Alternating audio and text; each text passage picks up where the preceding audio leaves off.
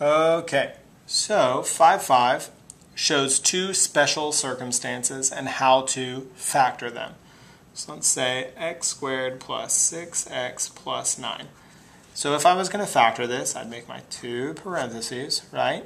X is up front, and that's to multiply together to give 9. What multiplies together to give 9? Well, 9 and 1, or 3 and 3.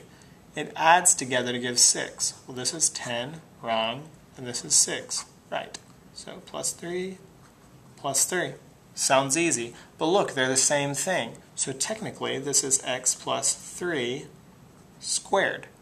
And if you remember, when we foiled these special circumstances, remember I said that you can square the first one, square the last one, and then it's 2 times 3 times 6, or 2 times 3 times x.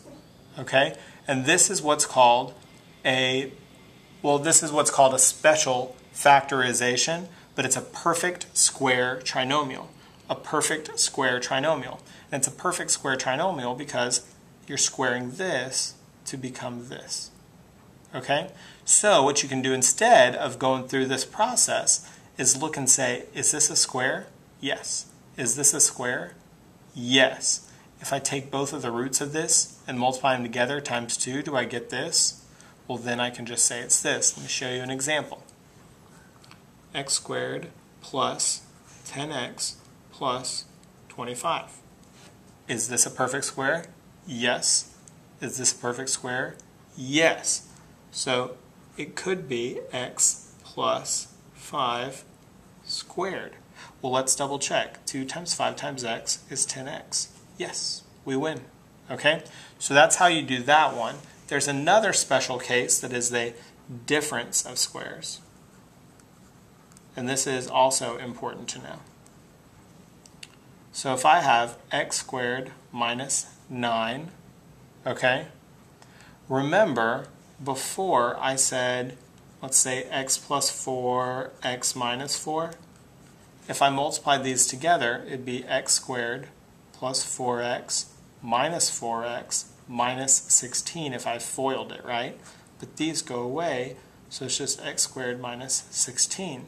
So if this is a square and this is a square, you can take the root of this and put it up front, and then the root of this and put it at the back, and then two different signs. And that's how you factor. So if I saw this, I could just do this and this. X is up front, 3 is at the back, plus and minus. It's a difference of squares. Okay? That's 5, I'm actually going to do 5, 6 in the same video. And 5, 6 is dealing with what's called difference and sum of cubes.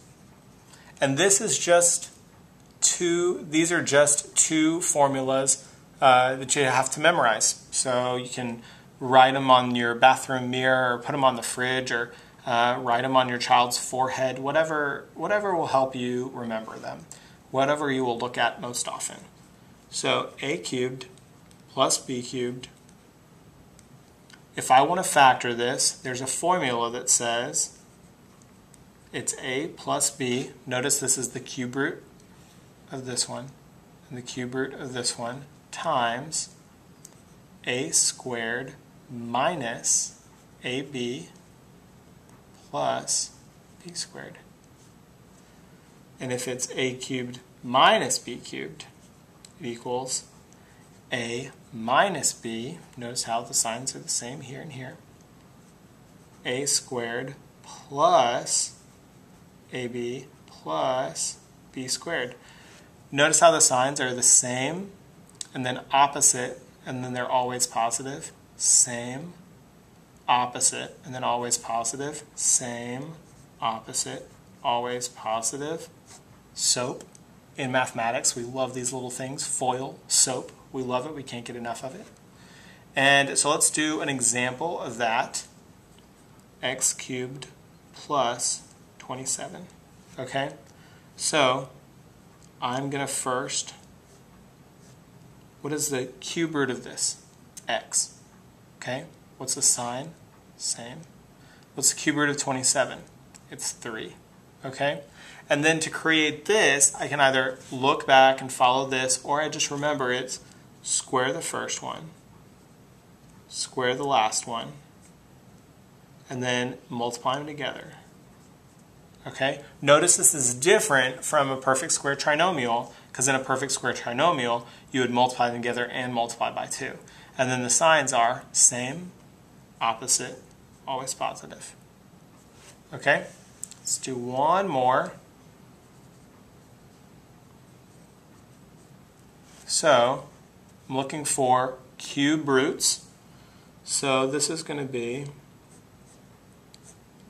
what's the cube root of m to the 6th? It's actually m squared, because m squared to the 3rd would be m to the 6th. And the cube root of 64 is 4, because 4 to the 3rd is 64. And so square this one, that'd be m to the 4th. Multiply them together, it's 4m squared. Square the last one, 16. Same, opposite, always positive.